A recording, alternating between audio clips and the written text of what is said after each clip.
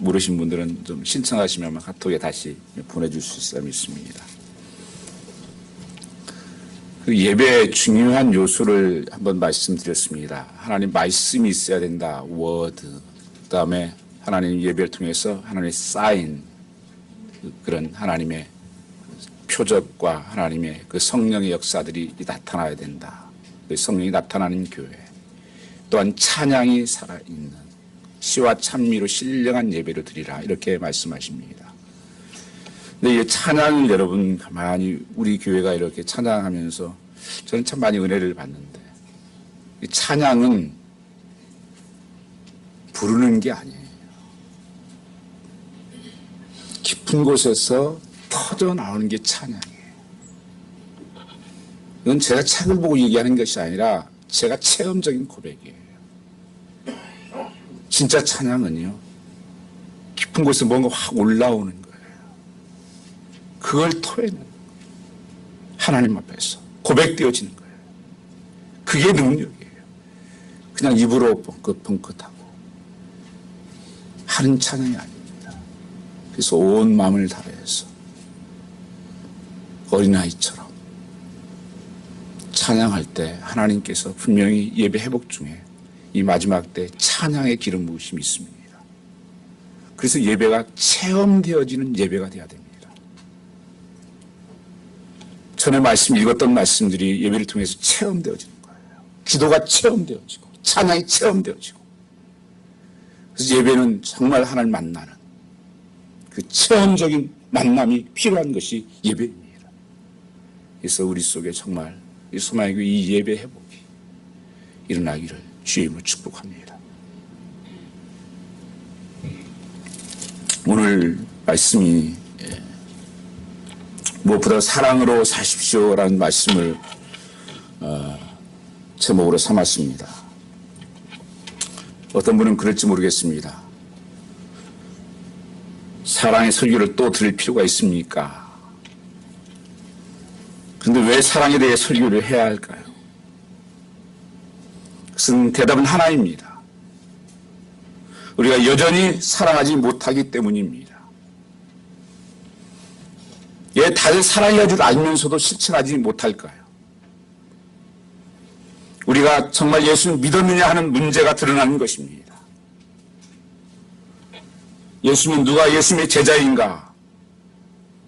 사랑하는 것을 보고 내 제자인 것을 알겠다고 말씀하셨습니다.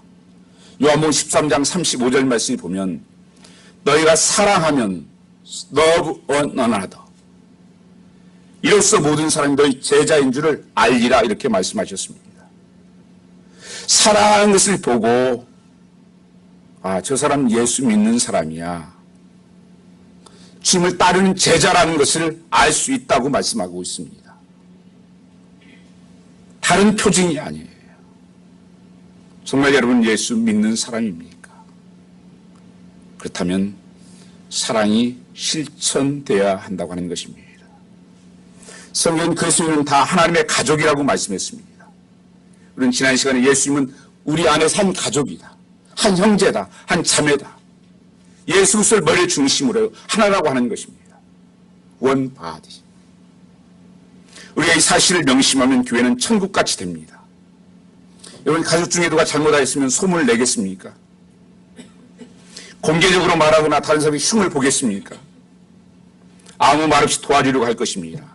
가족은 사랑하고 또 사랑하고 용서하고 또 용서하는 것이 가족의 모습입니다. 교인이 정말 하나님의 가족이라고 여긴다면 잘못한 사람을 대하는 태도가 전혀 달라질 것입니다. 그가 아버지요, 형제요, 누이요, 자매라면, 형제라면, 육신의 가족을 대하는 태도와 교회를 대하는 태도가 다르다면 아직도 영적인 눈이 뜨이지 않은 것입니다. 육적인 가족보다 훨씬 더 중요한 것이 피를 나눈 주 안에서 한 형제 된 자입니다. 왜냐하면 함께 천국에 가서 함께 예배할 자이기 때문에 그렇습니다. 그래서 우리는 교회 안에서 바로 천국을 경험하는 유일한 곳입니다. 천국을 누려하는 곳이 세 곳이 있습니다. 예수님께서 처음 오셔서 회개하라 천국이 가까웠느니라. 우리 심령 속에 임해야 되는 것입니다.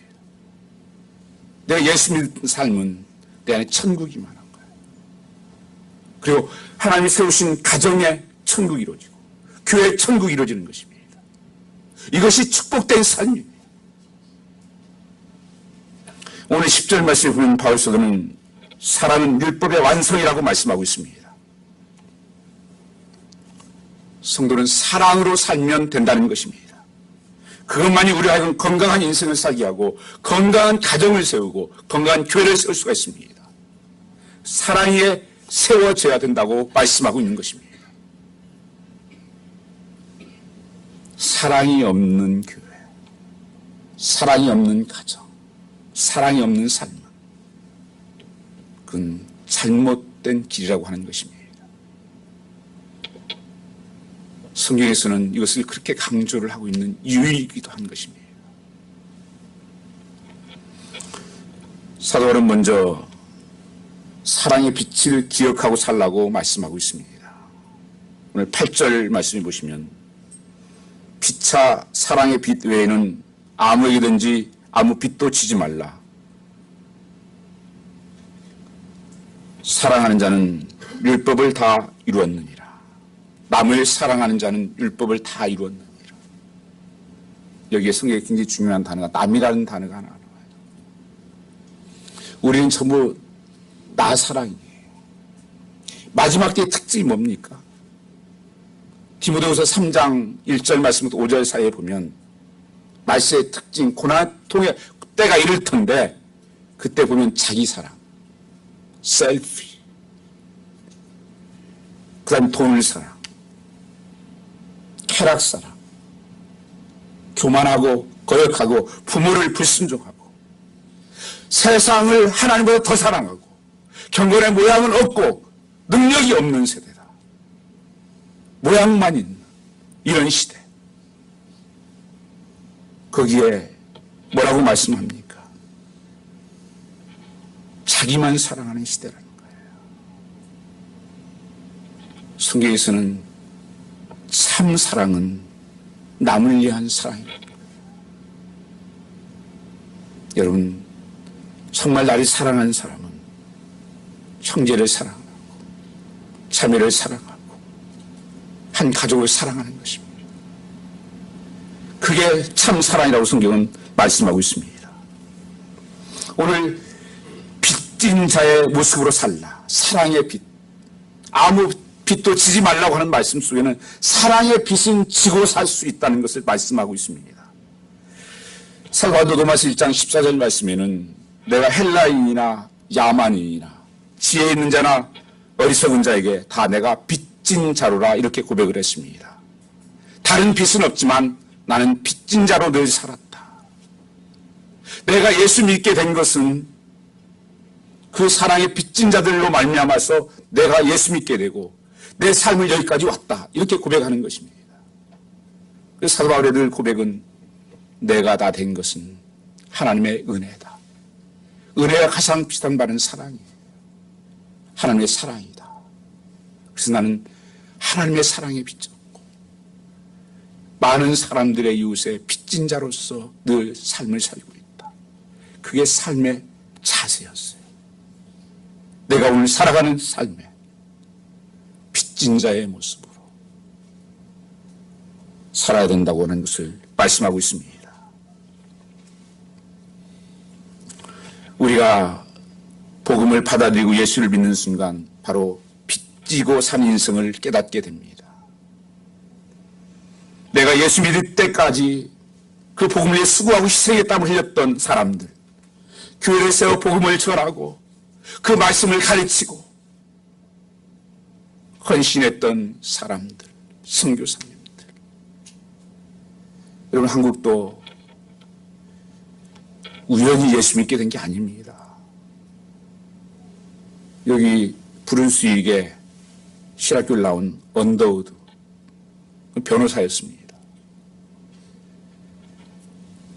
배를 타고 오랫동안 한국에 가서 생명 걸고 복음 전하고 그 연세대학교를 세운 데 분 아닙니까?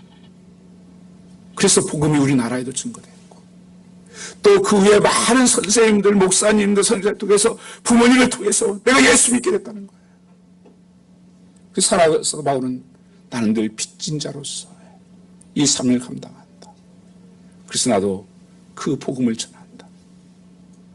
만나는 사람마다 그 복음을 전하기 위해서 나는 모든 것을 배설물로 여기고 십자가만 자랑한다. 이 고백을 하고 있는 것입니다. 뿐만 아니라 우리 생각해보면 모든 삶의 영역에서도 진실 이웃들에게 사랑을 빚을 지고 있는 존재들입니다. 여러분의 부모님들에게 빚을 지고 있다고 느끼지 않으십니까? 특별히 오늘 아버지 파더스데이인데 저는 요즘 아버지들에 대한 이 존경심과 그 아버지의 사랑과 헌신을 너무 모르고 있다 생각을 합니다. 여러분 참 아버지의 그 헌신과 그 사랑을 그 깊이를 몰라서 그래요. 어머니의 사랑 못지 않습니다. 우리는 그 희생을, 그 사랑을 빚진 자의 모습으로 살라고 말씀하십니다. 시대가 악해질수록 사랑은 점점 식어지고 있습니다. 마태복음 24장 12절 말씀해 보시면 불법이 성함으로 많은 사람이 사랑이 식어지리라 그렇게 말씀하고 있습니다. 시대가 악해질수록 불법은 판을 치고 사람은 자신만을 위해 살아갑니다. 이기적인 삶을 추구하고 살아가고 있습니다. 우리는 사랑은 실천해야 하는 것입니다. 우리 흔히 생각하기를 죄를 범하지 않는 것만이 최선이라고 생각을 합니다. 성경 말씀은 최선의 삶은 선을 행하는 것이다. 사랑을 실천하는 것이라 이렇게 말씀했습니다. 사랑을 실천하고 명령하셨는데 하지 않는 것도 역시 죄라는 사실을 우리는 기억해야 됩니다. 시대가 악해질수록 사랑은 점점 식어집니다. 그래서 정말 이 마지막 때 회복해야 될 것이 사랑이에요. 그래서 사랑에 초점을 맞추고 살라는 것입니다. 카메라를 이렇게 사진을 찍어보면 망치는 사진들이 있습니다. 초점이 맞지 않아서 형체가 잘 안 보이지 않는 사진들이에요. 여러분 잘못하면 교회가 가정이 그런 모습이에요. 교회 같긴 한데 희미하게 보이지 않아요. 포커스가 안 맞아서. 포커스는 사랑의 포커스가 맞아야 됩니다. 많은 사람들은 교회를 보고 사랑이 있는 곳이다, 사랑하는 곳이다, 많은 사람들이 예수 믿는 것이다, 제자라는 것을 알 수 있다는 것입니다. 그래서 8절에 남은 사랑하는 자는 율법을 다 이루었느니라. 10절에는 사랑은 이웃에게 악을 행치 아니하나니 그러므로 사랑은 율법 완성이라고 말씀하셨습니다. 이웃사랑은 하나님의 사랑과 결코 무관하지 않습니다. 우리가 이웃을 사랑해야 될 이유는 하나님이 그를 사랑하기 때문에 그렇습니다. 그래서 성 어거스틴은 이렇게 말을 남겼습니다. 하나님을 사랑하라. 그리고 마음대로 하라. 이영한 말이지만 깊이 있는 말입니다. 우리는 무엇을 하든지 사랑의 토대가 되어야 합니다. 사랑이 위에 세워져야 된다고 하는 것입니다. 세워질 뿐 아니라 유지돼야 되고 사랑으로 가야 된다고 말씀하고 있습니다.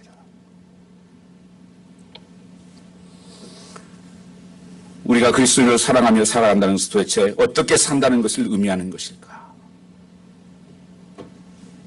오직 예수를 옷 입고 살라고 말씀하고 있습니다. 옷을 입는다는 것이 무슨 뜻일까요? 한번 14절 말씀 한번 같이 읽어보겠습니다. 14절입니다. 오직 주 예수 그리스도로 옷 입고 정욕을 위하여 육신의 일을 도모하지 말라. 옷이 날개라는 말이 있습니다. 단정하게 입으면 단정하게 행동하고 싶어집니다. 경건한 옷을 입으면 경건한 행동을 하고 싶어지는 것입니다. 우리의 삶을 추구하기 위해서는 예수로 옷 입어야 됩니다. 그래야 사랑이 이루어집니다. 예수님의 옷, 그 흰옷을 입으라. 신부의 옷을 입으라고 말씀하고 있습니다. 옛날에 어렸을 때 보면 학생들은 다 이렇게 교복이라는 것이 있죠. 저 때는 대학교 때도 교복이 있었습니다. 그거 하나 배지 하나 달고 다니는 게 굉장히 영광스럽게 생각해요. 교복 있고 경찰관도 교복이 있고. 왜냐하면 학생은 학생다워지는 것이 교복 입었을 때예요. 군인은 군복을 입습니다. 예비군은 예비군복을 입어요. 군복 입었을 때하고 예비군복 입었을 때 전혀 다른 삶입니다. 저는 두 가지를 체험했습니다.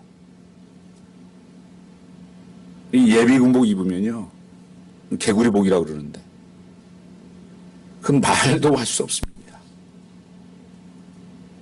폐잔병이 완전히. 그 옷이 그렇게 만들어요.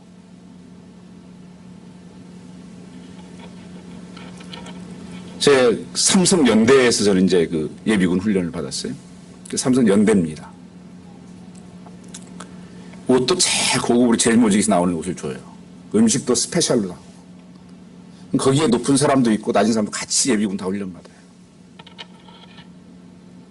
근데 그거 모자나 시어놓고 옷 입어놓으면 누가 누군지 몰라요. 떼서 틀어놓고 아무데나 찌직 끌려다니고 끌고 다니고 아무데나 시하고. 그 높은 사람은 아무 상관없다. 그 옷이 그렇게 많아요. 우리는 그리스도의 신부라는 거예요. 신부의 옷을 입었다는 것입니다. 신부 입고 옷 입고 술집이 나가니까 세상의 마음대로 살고 그러면 안 된다는 거예요. 그리스도의 옷 입고 정욕을 위한 육신의 일을 도모하지 말라는 거예요. 예수를 옷 입었다면 상황을 직면하든지 우리는 찰스 셀톤이 한 고백처럼 예수님 같으면 어떻게 하셨을까? 또한 예수님 같으면 뭐라고 대답하셨을까? 이 두 가지를 질문하고 있다는 것입니다. 갈라디아 3장 27절 말씀을 보면 누구든지 그리스도와 합하여 세례를 받은 자는 그리스도를 옷 입었느니라. 이 세례를 받았다는 것, 구원받았다는 거예요. 하나님의 자녀가 됐다는 거예요. 그랬다면 그리스도 합하여 세례를 받은 자는 그리스도를 옷 입은 자라는 거예요. 여러분, 이 옷은 벗으면 안 되는 거예요. 근데 이 시대에 많은 그리스도인들이 집에 가서는 집에 옷을 입어요. 직장에 가서는 직장에 옷을 입고 쇼하러 다니는 거예요. 그리스도인들은 어디에 가든지 그리스도 옷을 입어야 됩니다. 그리스도의 자녀의 삶을 살아야 됩니다. 갈라디아서 말씀 보면 사도 바울이 베드로를 책망한 일이 있습니다. 히포크라시하다고, 외식한다고 대사도를 책망했어요. 외식한다. 이때 외식이라는 단어가 이런 단어입니다. 그때 연극을 할 때 한 사람이 여러 가지 배역을 해요. 이 사람이 가면을 딱 쓰고 옷 새로운 걸 입고 딱 와서 다른 역할을 하고 또 사람 별로 없이 또 다른 옷 얼른 가서 가면 쓰고 옷 갈아입고 와서 또 역할을 하고 그게 외식이에요. 여러분, 내가 그리스도입니까? 내가 예수 믿는 사람입니까? 사도 바울은 어울리게 옷을 입으라고 말씀하십니다. 좀 어울리게 옷을 입어라. 여러분, 제가 넥타이 메고 양복 입고 밑에 학반치 하나 입고 반바지 하나 입고 이러고 살면 어울립니까? 여자분들은 보니까 옷부터 시작해가지고 핸드백까지 전부 다 신발까지 다 이렇게 세트로 맞춰 입대요. 참 그건 잘 하시는데 내가 그리스도인으로서의 나의 행동들 무엇이 그리스도입니까? 무엇이 크리스찬? 교회에서는 예수의 옷을 입고 교회를 벗어난 순간 편리한 대로 이방인 옷을 입고 사는 이중 삼중 다중적인 인생들은 아닌가요? 한 가지 우리가 중요한 질문이 있습니다. 예수님의 옷을 입고 사는 인생에 중요한 것은 무엇입니까? 골로새 3장 12절 말씀해 보시면 이렇게 말씀했습니다. 그러므로 너희는 하나님의 택하사 거룩하시고 사랑받은 자처럼 긍휼과 자비와 겸손과 온유와 오래 참음으로 옷 입고,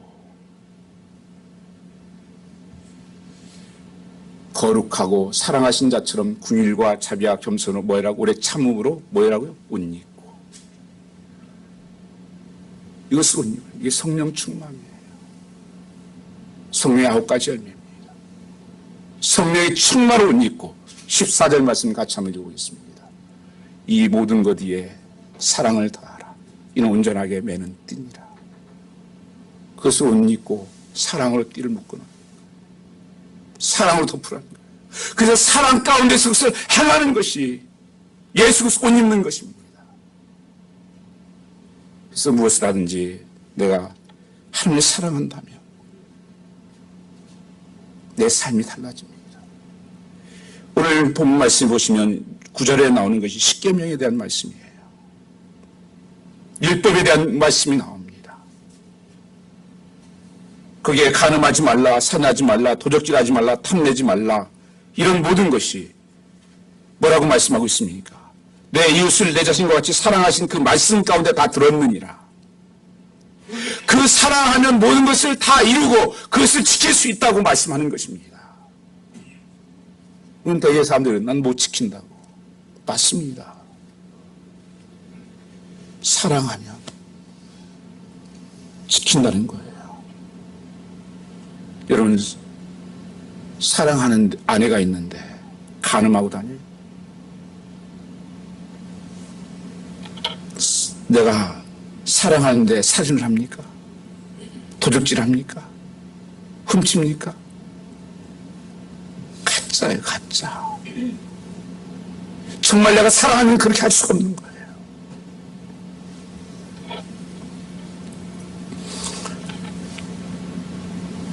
성경은 지극히 작은 소자에게 한 사람에게 베푼 사랑이 곧 내게 한 것이라고 성경은 말씀하고 있습니다. 이웃 사랑의 시작은 보면 10절만처럼 이웃의 악을 행치 아니하려는 결심이 아니라 이웃에게 폐나 부담을 끼치지 아니하려는 작은 배려부터 시작되는 것입니다. 여러분, 쇼핑 가서도 카트 같은 것도 좀 제자리에다 딱 놓고, 파킹 같은 것도, 여러분, 어떤 분은 그냥 파킹 스페이스 앞에 있는데 그냥 파킹 자리도 없는데 자기만 딱 줘. 다른 사람 생각 하나도 안 해요. 저 앞에 바짝 붙어 다른 사람도 파킹할 수 있다. 이 작은 배려, 가정에서부터 나를 위한 것이 아니라 다른 사람을 생각하는 사랑이에요. 작은 그 배려가 바로 이런 행함이 율법을 이루는 사랑의 시작이라고 말씀하고 있습니다. 며칠 전 그 신문에 그 인터뷰한 내용을 읽었습니다. 그 신혜라 씨하고 차인표 부부잖아요. 그 신혜라 씨가 인터뷰를 했더라고요. 아들 셋이래요, 자녀가. 하나는 진짜 난 아들이고 두 딸은 이제 사랑으로 난 그 입양한 아이들이에요. 그래서 실제적으로 같이 키우고 있고 같이 뭐 유학도 시키고, 그리고 또 후원하는 게 50명이 된대요. 그렇게 말씀하면서 그 기자가 그랬습니다. 이런 후원하고 하는데 만만치 않을 때 부담스럽지 않습니까? 그렇게 물으니까 그렇게 얘기했습니다. 돈이 주머니에서 나가는지 마는지 모를 정도로 신경 쓰이지 않습니다. 그래서 난 오히려 이 부담감이 감사하고 좋습니다. 그럼 지금 행복합니까? 이렇게 물었습니다. 돌이켜보니 배우로 유명해진 데는 그 명성을 통해 좋은 일이라 하라는 하나님의 뜻이 있었던 것 같습니다. 세상에 온 목적을 알고 소명을 받은 길을 걷고 있다 생각하니 내 인생이 그 어느 때보다도 행복합니다. 그래서 오히려 이런 난 이 부담감이 감사하고 좋습니다. 저는 이 말이 참 와닿았어요. 이 부담감이 감사하고 좋습니다. 그럼 예수 믿는 것도 부담감이 있어요. 근데 이 부담감은 거룩한 부담감입니다. 하나님이 기뻐하시는 부담감이에요. 여러분 삶 속에서 이 부담감이 생긴 것은 사명입니다. 남편이나 자녀, 교회나 세상에 부담감이 생겼다면 사명입니다. 주변 어려운 사람들 보며 부담스럽다면 그것이 주님의 부르심입니다. 제가 아프리카 가나에 선교를 간 적이 있습니다. 한 자매가 거기서 오지 않겠다는 겁니다. 그 영혼들이 너무 불쌍하다고. 그래서 제가 달래가지고 나중에 더 이렇게 준비해가지고 오면 된다고 해서 와서 지금 전도사를 하고 있죠. 캘거리 캐나다 인디안 레저베이션을 한 5년 다녔었습니다. 청년들 데리고. 그 한 청년이, 여자 청년이 목사님 안 갑니다. 나. 약사입니다. 저 영혼들 나 그냥 두고 못 갑니다. 거기 주저앉았어요. 선교사가 되어서 중국에서 선교하고 있습니다. 그 부담감이에요. 그 거룩한 부담감이에요. 여러분 하나님 섬기면서 이 부담감을 사명으로 하려고 순종하는 삶. 이게 복된 삶이에요. 예수 믿는 것이 쉽지 않아요. 여러분의 희생과 헌신들, 수고들, 눈물들을 주님이 아십니다. 그런데 그것이 복된 삶이라고 주님께서 기억하신다고 말씀하고 있는 것입니다. 어떤 사람들은 계명을 열심히 지킨다고 말합니다. 그런데 그런 사람들이 잘못하면 율법주의에 빠진 사람들이 많습니다. 율법주의는 겉으로는 신앙생활 잘하는 것처럼 보이기에 매우 위험한 것입니다. 주님 때에도 그런 율법주의에 빠진 사람들이 있었습니다. 바리새인과 서기관들입니다. 그들은 정말 누가 봐도 예수를 잘 믿는 사람들입니다. 일주일에 2번씩 금식을 했습니다. 얼마나 거룩하게 율법을 지키기 위해서 몸부림쳤는지 모릅니다. 그런데 주님께서 그렇게 말씀하십니다. 회칠한 무덤 같다고. 속에서는 썩어서 있고 겉은 포장되어 있는 무덤 같은 신앙생활이다. 그러면서 마태복음 23장 3절 4절 말씀에 이렇게 말씀하십니다. 저희의 말하는 바는 지키고 행위는 본받지 말라. 말하는 것은 맞는데 사는 건 본받지 말라. 전 매우 두렵습니다. 정 목사 설교는 말씀한다고 하는데 사는 건 따라가면 안 돼. 여러분 자녀들이 우리 어머니 말하는 것은 맞는데 삶은 따라가면 안 돼. 하나님 있다고 믿겠어요. 그게 바리새인이에요. 그게 세관들입니다. 사도바울이 교회에 고린도교회를 말씀하면서 이렇게 말씀하셨습니다. 일만 스승은 있는데 아비는 없다고. 정말 이 시대가 참 말들 잘해요. 무슨 평론들을 너무 잘합니다. 정치하는 사람들, 정치 평론하는 사람들 보세요.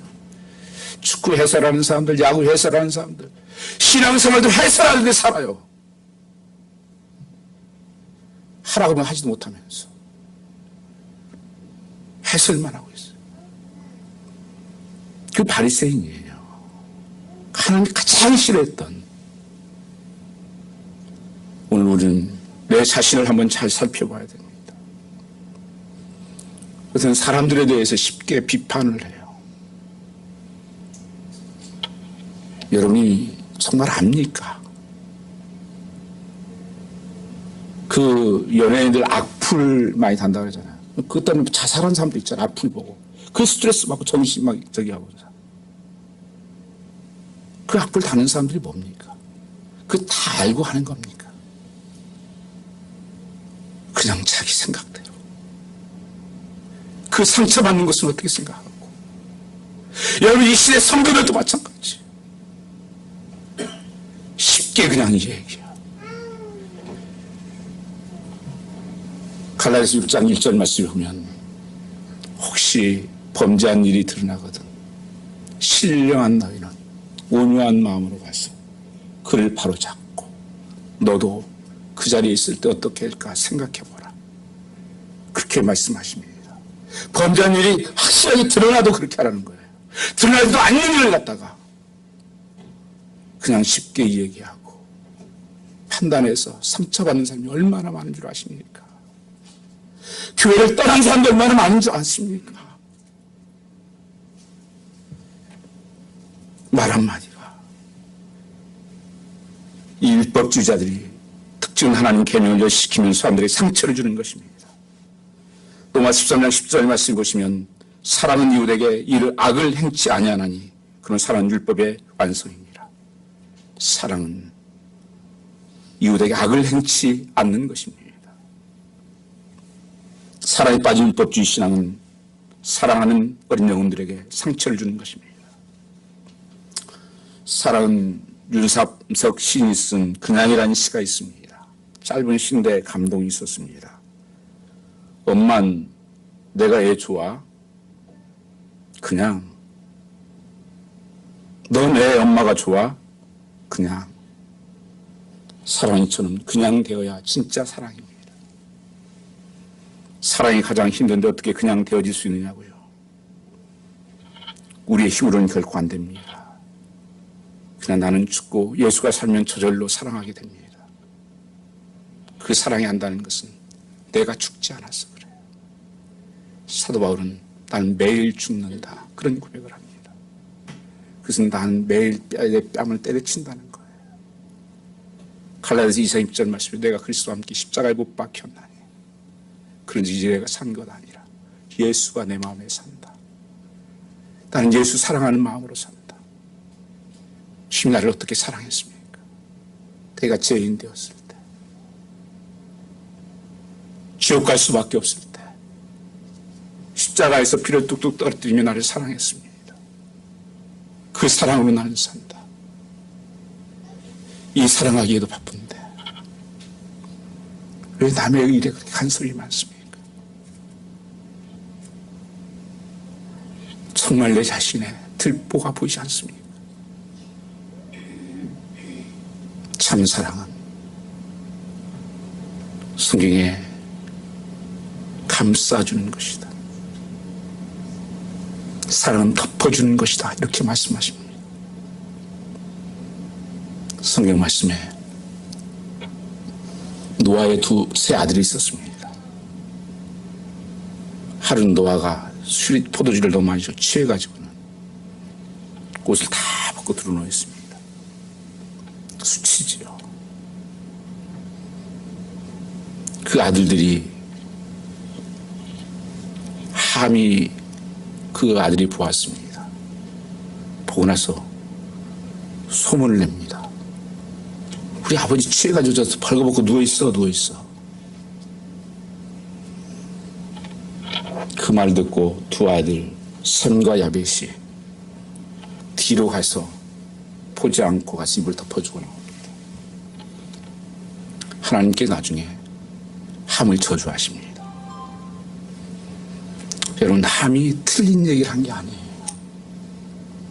본 거 봤다고 말했고 벌거벗었다고 얘기한 거예요. 사랑이 없는 것 주님이 책망하셨습니다. 저주하셨다고 하는 것이에요. 여러분, 사랑을 하나님이 떠나게 되는 거예요. 사랑이 없으면 하나님 떠납니다. 교회도 떠나요.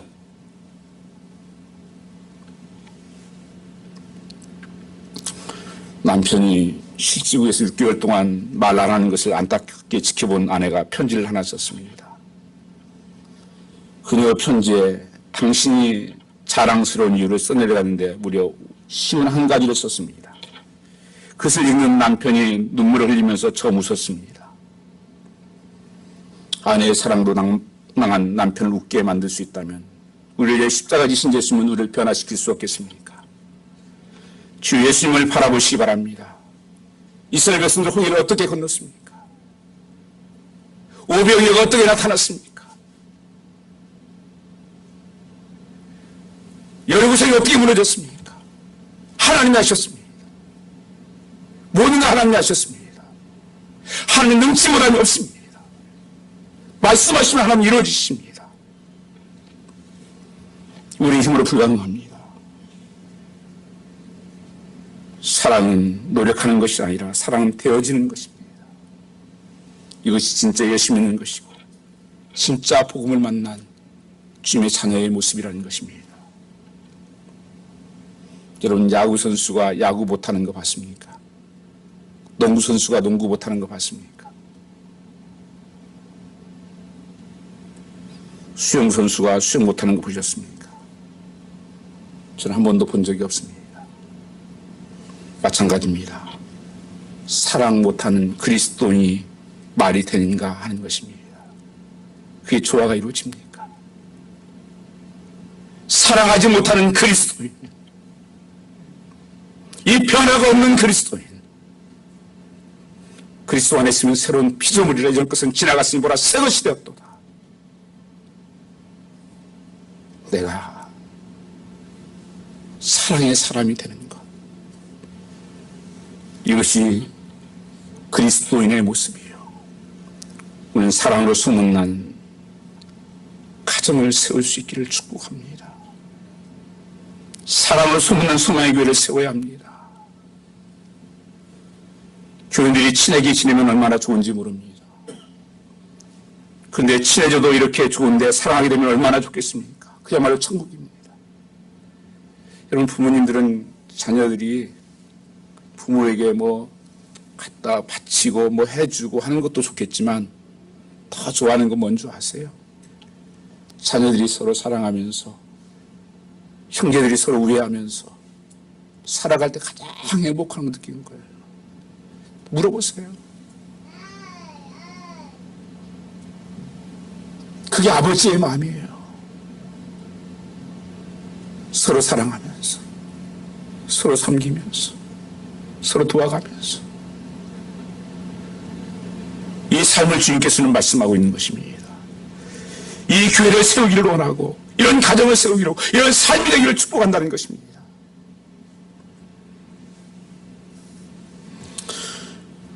11절에서부터 있는 말씀도 나누고 싶었지만 좀 다음 주로 연기가 되겠습니다.